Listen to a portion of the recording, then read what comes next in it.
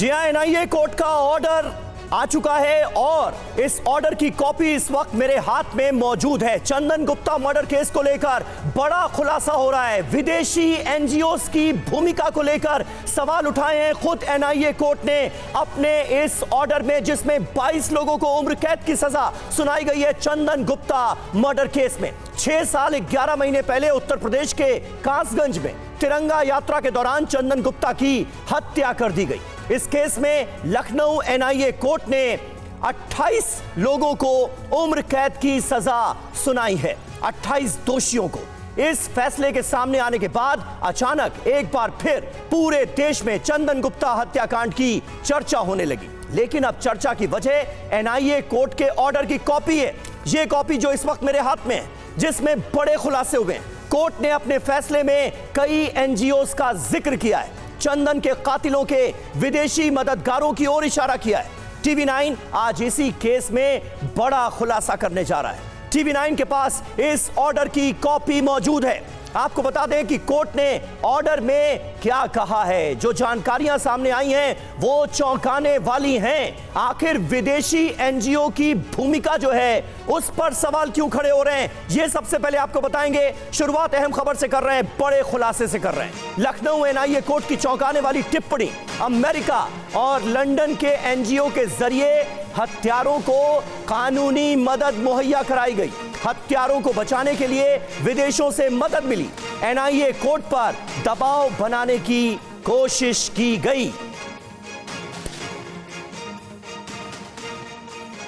तो देखिए, चंदन गुप्ता केस में एनआईए कोर्ट का खुलासा। टीवी9 भारतवर्ष की एक्सक्लूसिव खबर। ऑर्डर की कॉपी पेज नंबर 125 और 126 पर जिन बातों का जिक्र है उसके मुताबिक अमेरिका और लंदन के एनजीओ से कानूनी मदद मिली, यानी जिन पर हत्या के आरोप लगे उन्हें कानूनी मदद देने का आरोप इन एनजीओस पर है। विदेशी फंडिंग वाले एनजीओ से केस लड़ने की बात भी सामने आ रही है, जो अपने आप में हैरान करती है। पेज नंबर 126 पर जिक्र है, कोर्ट ने सभी एनजीओ की भूमिका को लेकर खुद चिंता जताई है। कोर्ट खुद चिंतित है कि विदेशी एनजीओस की भूमिका इसमें देखने को कैसे मिल रही है। पेज नंबर 126 पर फंडिंग और उद्देश्यों की जांच के भी आदेश दिए गए हैं कि ये हो क्या रहा है, विदेशी एनजीओस की इन्वॉल्वमेंट क्यों नजर आ रही है, इसकी तो जांच होनी चाहिए। एनजीओ रिपोर्ट से कोर्ट पर दबाव बनाने का जिक्र है। देखिए, यह बहुत गंभीर बात है कि कहीं ना कहीं कोर्ट की प्रोसीडिंग्स को भी प्रभावित करने की कोशिश की जा रही है।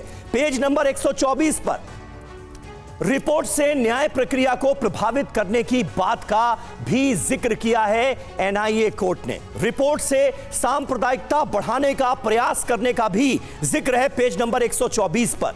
इन एनजीओज ने ऐसे अभियुक्तों को बचाया जो देश विरोधी गतिविधियों में शामिल थे, ये सीधे तौर पर कहा गया है। इन एनजीओज ने ऐसे अभियुक्तों को बचाया जो आतंकवाद और नकली मुद्रा केस में आरोपी थे, ये लिखा है एनआईए कोर्ट के इस ऑर्डर में। कई लाइनें बहुत ज्यादा महत्वपूर्ण हैं।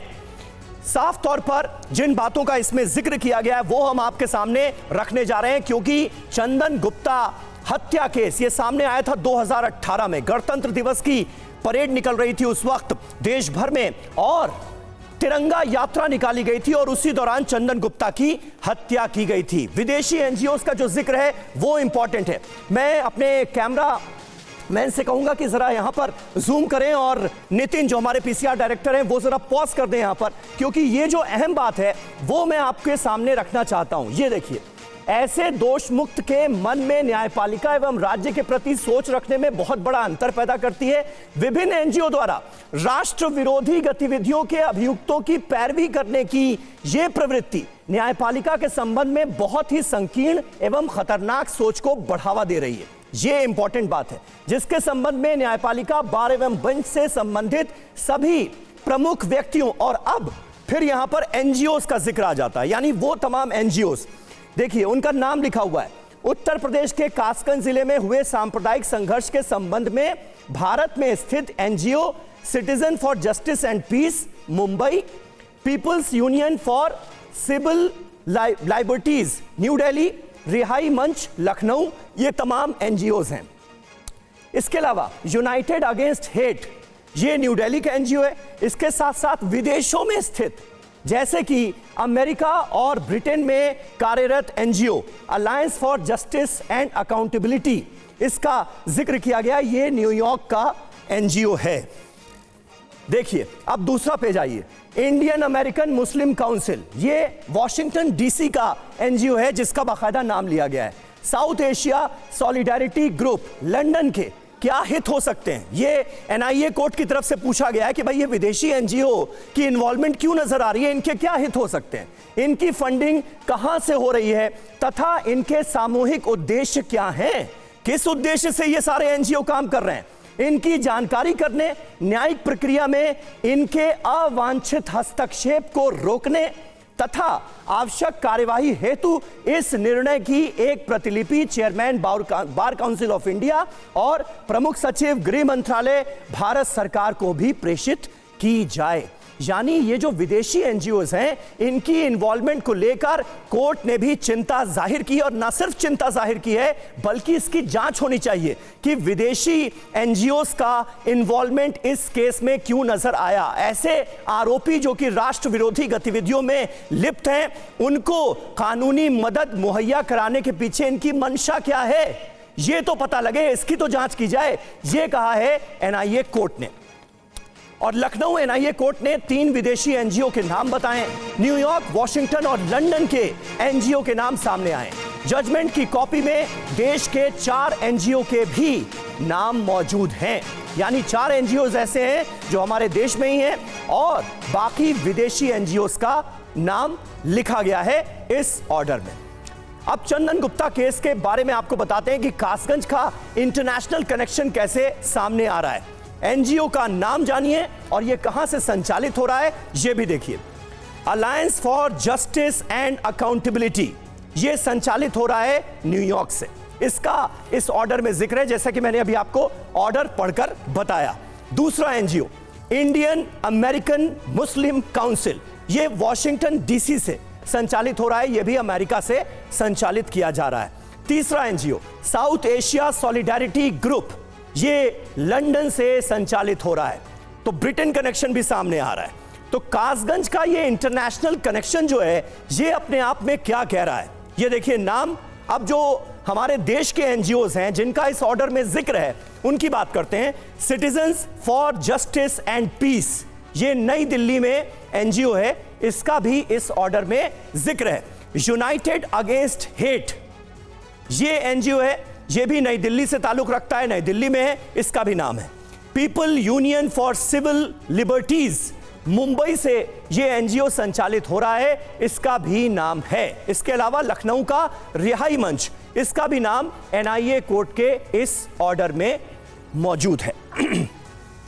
अब हमारे साथ तमाम खास मेहमान मौजूद हैं, उनसे आपका तारुफ करा दें। राजेश चौधरी जी हमारे साथ हैं, प्रवक्ता भारतीय जनता पार्टी के। महामंडलेश्वर स्वामी शैलेशानंद जी मौजूद हैं हमारे साथ, जो कि श्री पंचायती अखाड़ा महानिर्वाड़ी से ताल्लुक रखते हैं। धर्मेंद्र यादव प्रवक्ता हैं समाजवादी पार्टी के, वो हमारे साथ मौजूद हैं।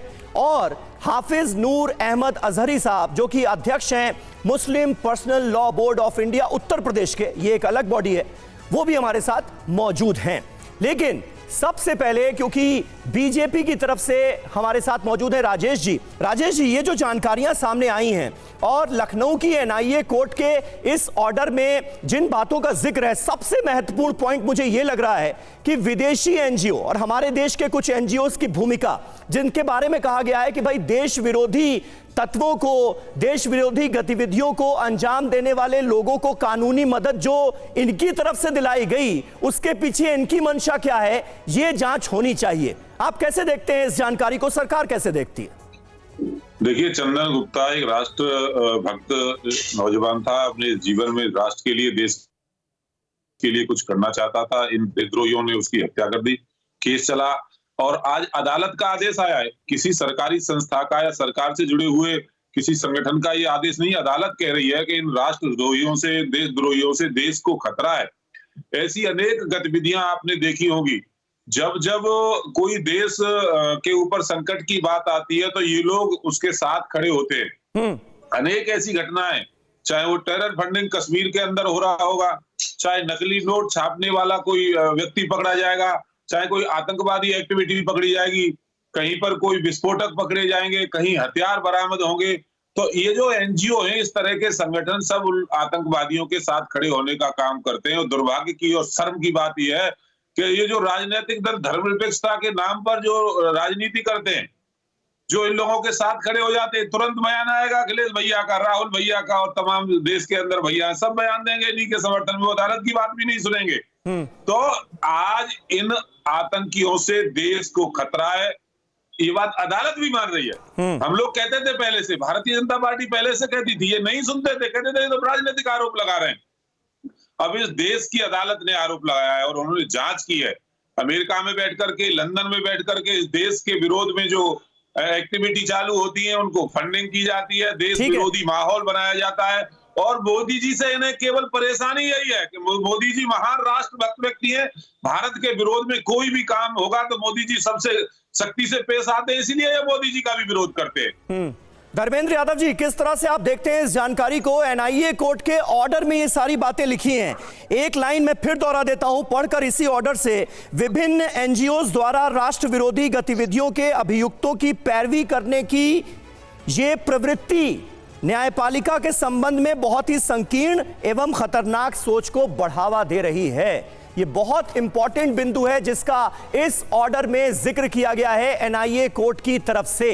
विदेशी एनजीओज की मंशा पर सवाल उठाए गए हैं कि यूपी के कासगंज में एक केस होता है और देश विरोधी तत्वों को बचाने की कोशिश, उन्हें कानूनी मदद देने की कोशिश विदेशी एनजीओज तक से कैसे हो रही है? क्या नजर आता है आपको? समीर जी, सबसे पहले तो भारतीय जनता पार्टी की योगी सरकार में घटना हुए थे और हमारे भारतीय जनता पार्टी के प्रवक्ता बेशर्मी से आके बता रहे हैं कि इनकी जो कानून व्यवस्था फेल थी उसका नतीजा था इस तरह की घटना हुई, उसकी जिम्मेदारी ये नहीं ले रहे हैं। इसीलिए जब भारतीय जनता पार्टी की सरकार चाहे प्रदेश में रहेगी चाहे देश में रहेगी, अस्थिरता बढ़ेगी, लोग एक दूसरे को मारने के लिए आमादा हो जाएंगे, विदेशी कंपनियां, विदेशी एनजीओ भी चंदा देने में कोई गुरेज नहीं करेंगी। ये भारतीय जनता पार्टी की कार्यशैली और भारतीय जनता पार्टी का एक अप्रोच है, उसका नतीजा है। आज चंदन जी को 6 साल 11 महीने बाद न्याय मिला।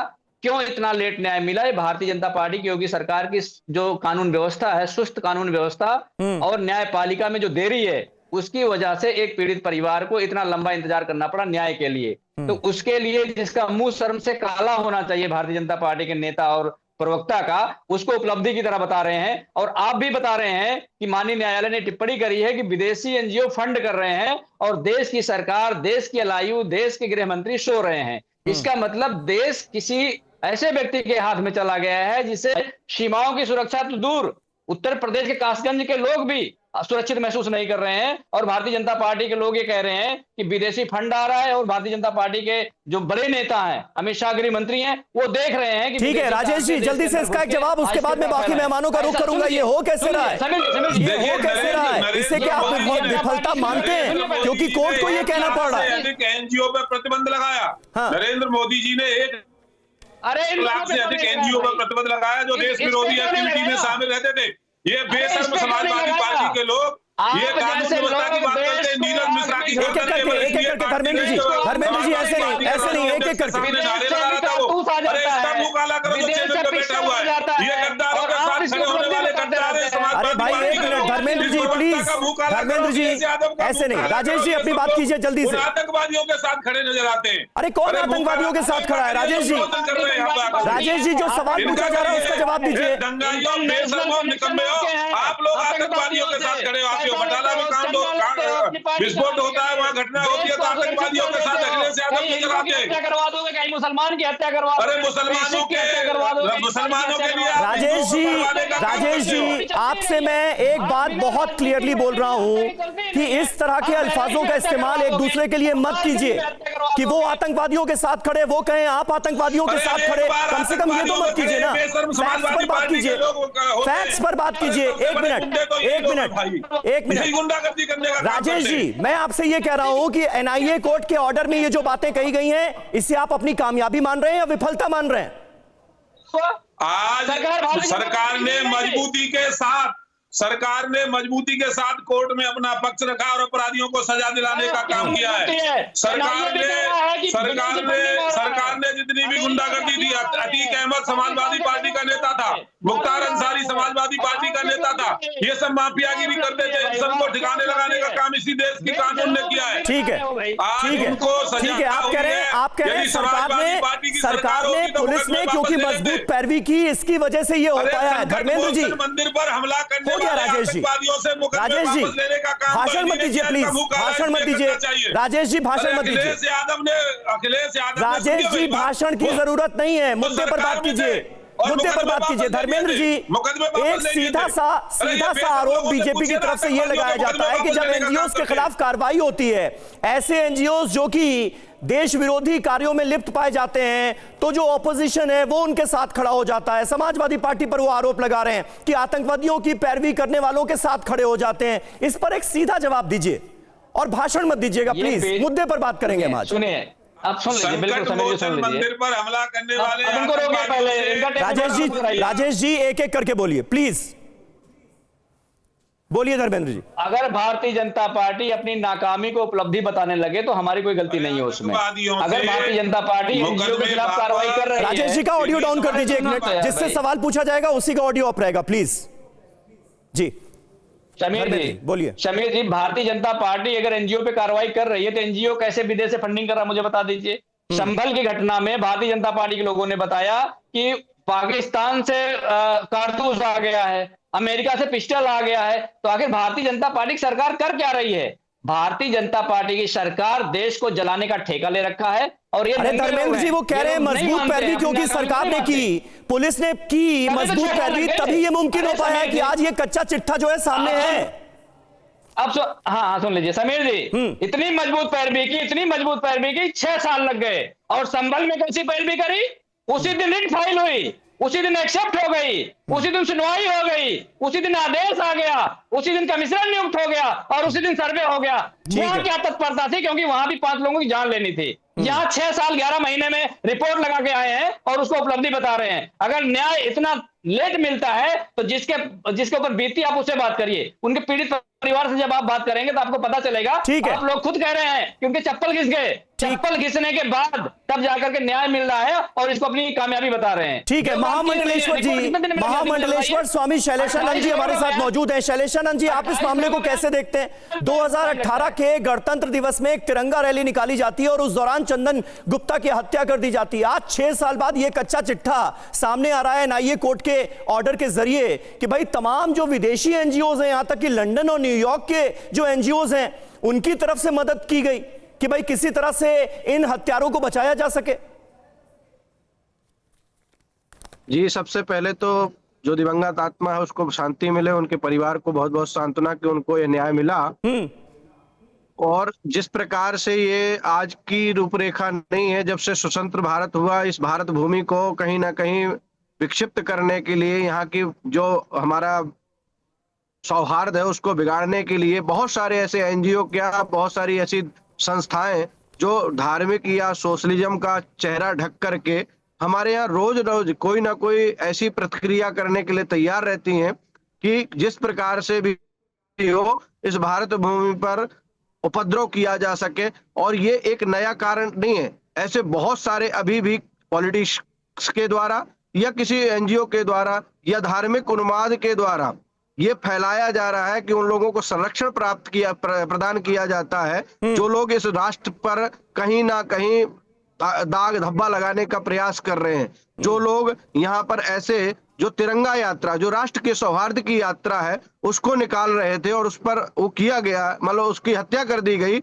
और उस व्यक्ति की जिन्होंने हत्या करी उनको बचाने के लिए एनजीओ सामने आ गए। ये कितना बड़ा दुर्भाग्य है। और चाहे वो प्रशासन हो, चाहे सत्ता हो, और चाहे ये पॉलिटिशियन हो जो एक दूसरे पर आरोप प्रत्यारोप लगा रहे हैं, क्या इनको नहीं पता कि ऐसी एक नहीं अनेक व्यवस्था, चाहे वो लव जिहाद हो, चाहे लैंड जिहाद हो, चाहे कोई भी और भी बातें हो, ये आज भी चल रही हैं, पूर्व में भी चलती रही हैं। ये नए नए उन्मादों के द्वारा और इनको संरक्षण प्रदान करने वाली ये संस्थाएं, इनको हम यही डिमांड करेंगे भारत सरकार से, राज्य सरकारों से कि इनको चिन्हित किया जाए ठीक है, इनको जाना जाए, पहचाना जाए और इनको समूल नाश किया जाए इनका, नहीं तो भारतवर्ष में बहुत बड़े विद्वेष की भावना भड़केगी और कल इसका बहुत बड़ा नुकसान हमारे जो सौहार्दपूर्ण परिवार, इस भारत भूमि के राष्ट्रवादी परिवार जो हैं, उनको कहीं ना भोगना पड़े, बिल्कुल। और क्योंकि ये आज की बात नहीं। आग लगाने वाले इन तत्वों की जांच बहुत जरूरी है, ये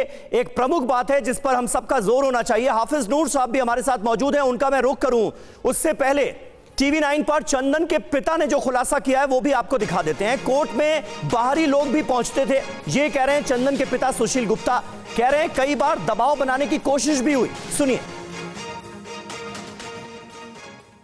अब बहुत आया था, अपने ही कुछ जो हिंदू समाज के हैं, कुछ जयद्रथ हैं आया, लेकिन हम उस किसी के दबाव में नहीं झुके, क्योंकि हमें हमारा सिर्फ हमारे बेटे को न्याय मिलना चाहिए था। हम उसके लिए निरंतर लड़ते रहे और उन लोगों के दबाव से हम और मजबूत होते गए।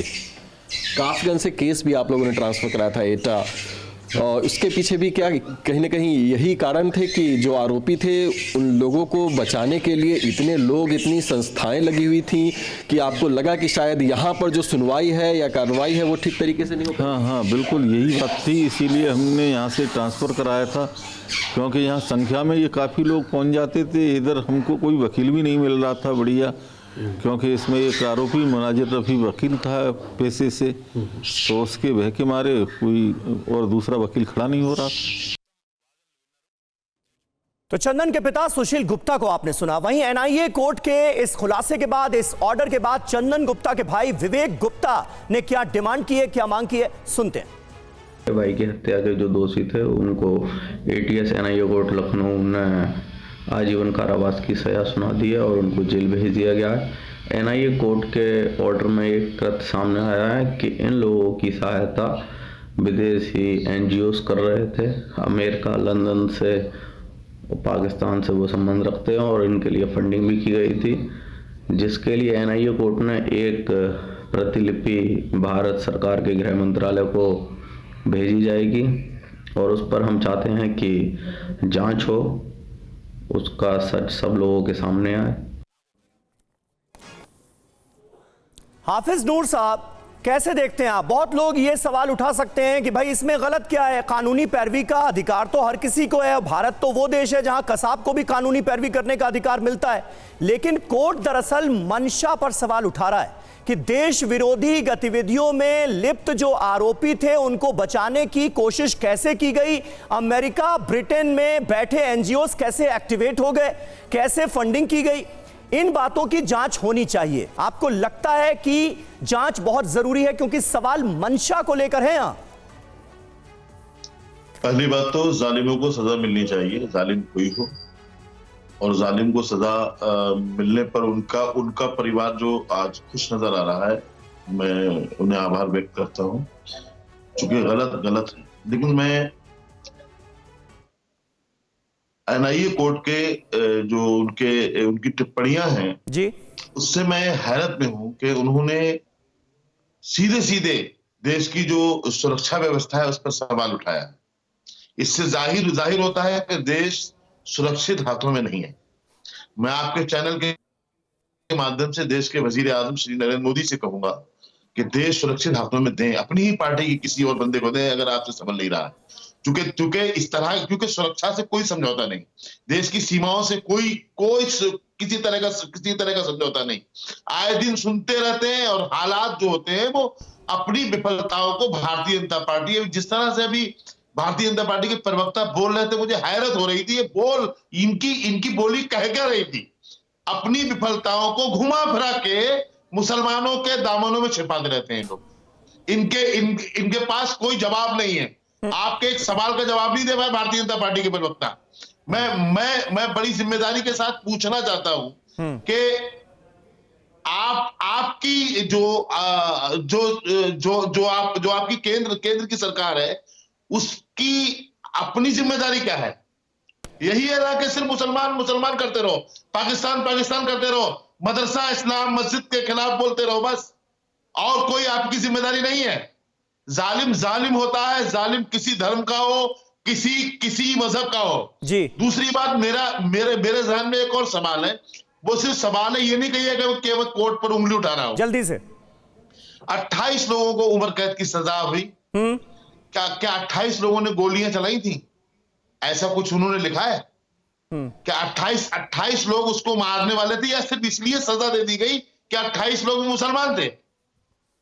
मेरा ये सवाल है और ये मेरे जहन में है, आपके चैनल पर मैं खुल करके पूछ रहा हूं, बोल रहा हूं, क्या मारने वाले एक हो सकते हैं, दो हो सकते हैं, चार हो सकते हैं? 28 लोगों को उम्र कैद की सजा का मतलब क्या है कि मुसलमान थे, इसलिए 28। लेकिन हाफिज नूर साहब, फिर आखिर में आपने वही सवाल उठा ही दिया कि मुसलमान थे इसलिए उन्हें कन्विक्टेड घोषित कर दिया गया। क्या आप ये कहना चाहते हैं मुसलमान थे इसलिए दोषी ठहरा दिया गया?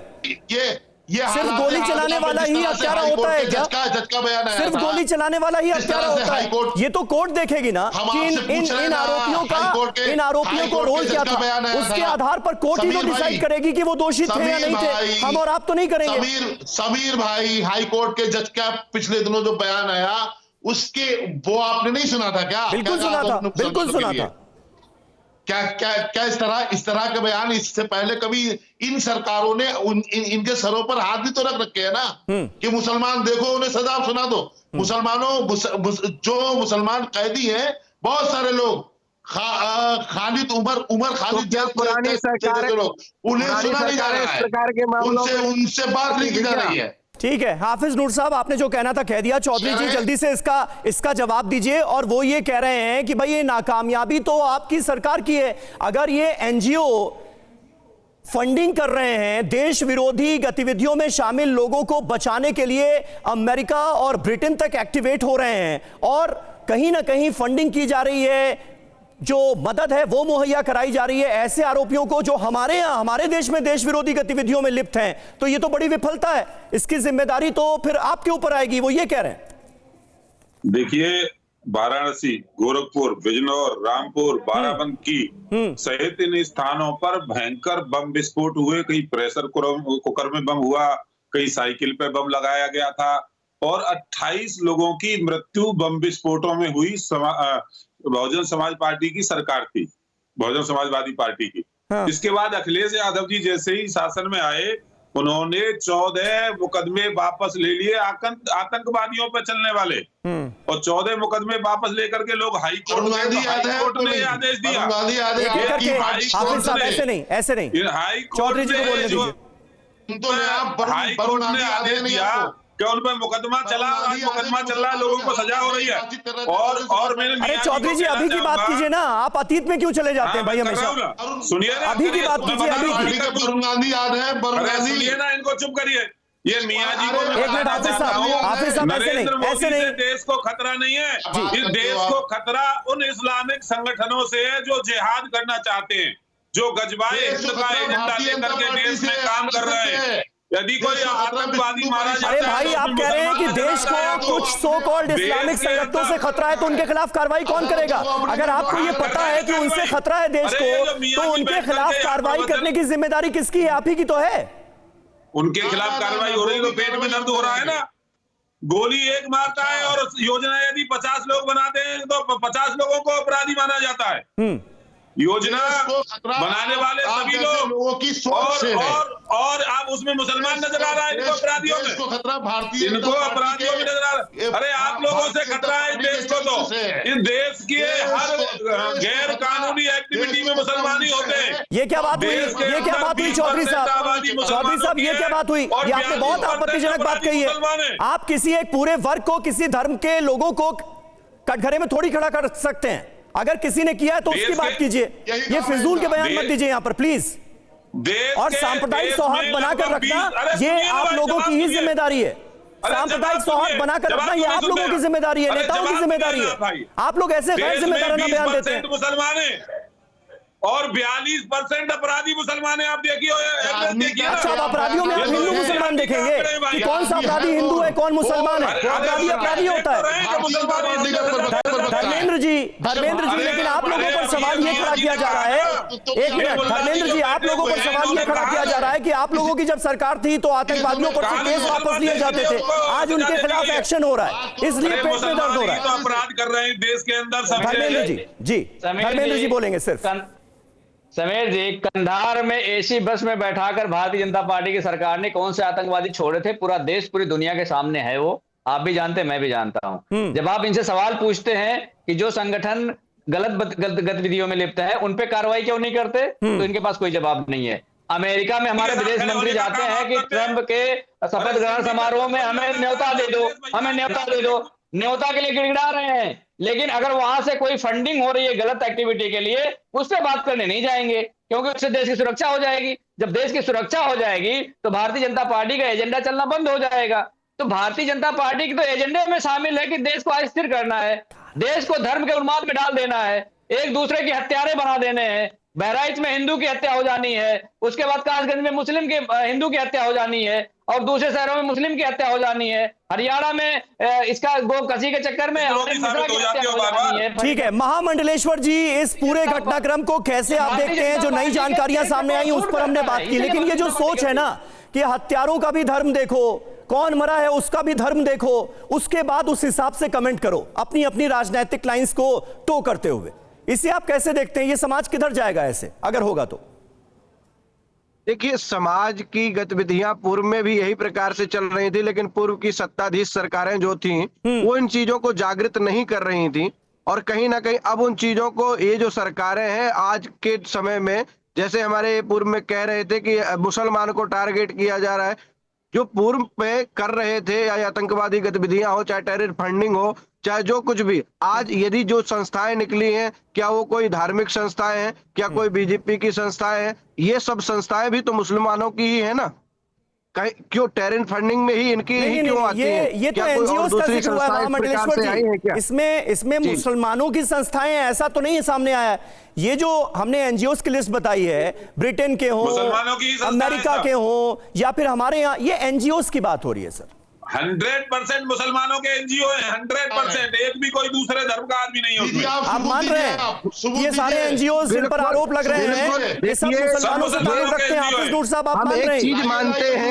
एक चीज मानते हैं हम, वाकई में आप चलिए, बहुत बहुत शुक्रिया, बहुत बहुत शुक्रिया। वक्त हमारे पास इतना ही था, इसलिए इस चर्चा को यहीं पर खत्म करना होगा। लेकिन एनआईए कोर्ट ने अपने ऑर्डर में बड़ी बात कही है, गृह मंत्रालय को भी ये कॉपी भेजी गई है और कहा गया है कि इन एनजीओज की मंशा क्या थी ऐसा करने के पीछे, इसकी गहन जांच बहुत जरूरी है।